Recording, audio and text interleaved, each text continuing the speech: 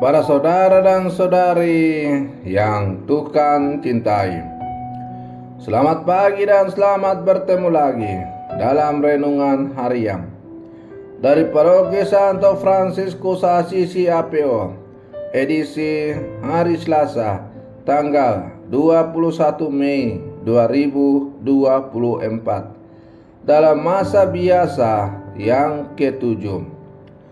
Mengawali hari yang baru ini, kita hendak mendengar dan merenungkan sabda Tuhan.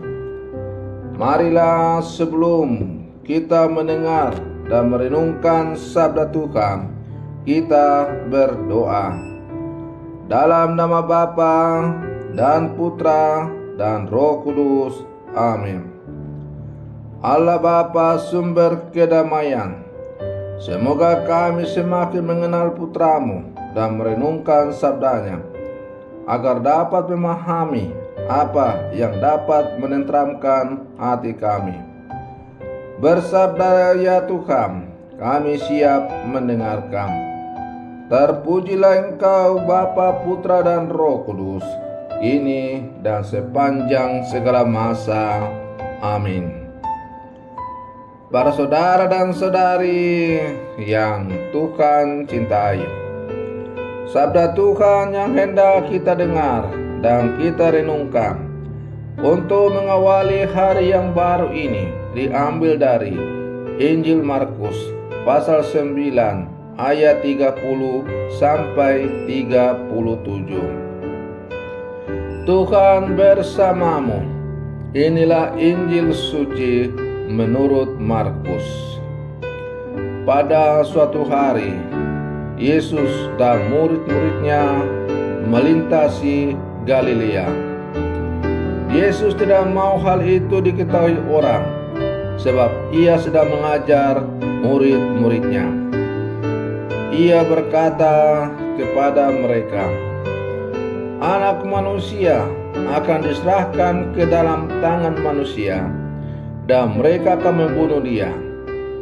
Tetapi 3 hari setelah dibunuh, ia akan bangkit. Mereka tidak mengerti perkataan itu, namun segan menanyakannya kepada Yesus. Kemudian Yesus dan murid-muridnya tiba di Kapernaum. Ketika sudah berada di rumah, Yesus bertanya kepada para murid itu, Apa yang kalian perbincangkan tadi di jalan? Tetapi mereka diam saja, sebab di tengah jalan tadi mereka mempertengkarkan siapa yang terbesar di antara mereka. Lalu Yesus duduk dan memanggil ke-12 rasul itu. Katanya kepada mereka, Jika seorang ingin menjadi yang terdahulu, hendaklah ia menjadi yang terakhir dari semuanya dan menjadi pelayan semuanya. Yesus lalu memanggil seorang anak kecil ke tengah-tengah mereka. Kemudian ia memeluk anak itu dan berkata kepada mereka, Barang siapa menerima seorang anak seperti ini demi namaku, dia menerima aku. Dan barang siapa menerima aku, sebenarnya bukan aku yang mereka terima, melainkan Dia yang mengutus aku. Demikianlah sabda Tuhan.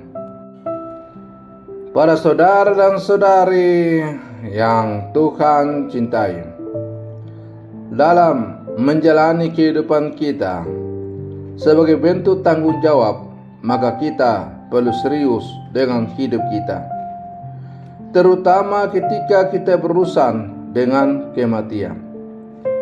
Kita kadang-kadang lupa bahwa pada saatnya kita akan meninggal. Kita akan mempertanggungjawabkan segala kehidupan yang telah diberikan kepada kita. Maka melalui bacaan Injil yang baru saja kita dengar pada hari ini, diceritakan kepada kita bahwa para murid tidak mengerti ketika Yesus berbicara soal kematiannya. Daripada mereka berbicara tentang kematian, mereka berbicara tentang hal duniawi, misalnya kekuasaan. Banyak dari antara kita tidak nyaman berbicara tentang kematian, apalagi kematian kita sendiri.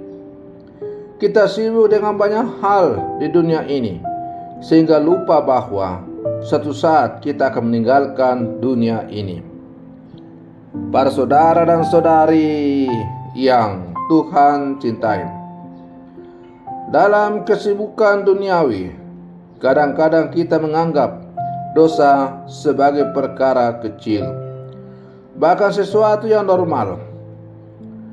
Maka dalam bacaan pertama yang juga dipendengarkan oleh gereja pada hari ini, Rasul Yakobus meminta kita, orang-orang berdosa, untuk meratapi dosa-dosa kita. Kita perlu bertobat, meninggalkan perbuatan yang merugikan Tuhan dan sesama. Janganlah kita berdalih bahwa dosa-dosa kita kelihatannya kecil, atau Tuhan itu penuh belas kasihan.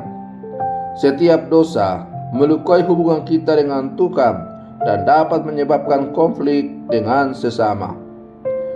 Para saudara dan saudari yang Tuhan cintai, dalam menjalani kehidupan kita sebagai murid-murid Yesus di zaman sekarang, terlibat dalam berbagai kesibukan duniawi demi untuk meningkatkan kesejahteraan hidup kita dan sesama, bukanlah sesuatu yang salah. Berjuang untuk meraih kesuksesan demi untuk semakin meningkatkan taraf hidup juga bukanlah sesuatu yang salah. Tetapi yang salah adalah apabila dalam mengejar semuanya itu, apa yang kita kejar itu adalah menjadi tujuan dari segala perjuangan kita. Seharusnya sebagai orang-orang beriman, kita mengejar segalanya itu hanyalah sebagai sarana untuk semakin bersatu dengan Tuhan. Dan kalau kemudian kita berhasil dalam mengejar apa yang kita cita-citakan, maka kita menjadikan apa yang kita telah capai itu sebagai sarana untuk semakin mengabdikan diri kepada sesama dan Tuhan. Para saudara dan saudari yang Tuhan cintai, maka marilah dalam menjalani seluruh kehidupan kita sebagai murid-murid Yesus, kita terus berjuang untuk mengarahkan pandangan hidup kita sebagai satu-satunya tujuan dalam hidup ini, yaitu bersatu dengan Tuhan. Maka segala sesuatu yang kita lakukan atau kita perjuangkan dalam kehidupan ini adalah merupakan sarana untuk semakin menghantar kita bersatu dengan tujuan pokok hidup kita, ialah Tuhan itu sendiri.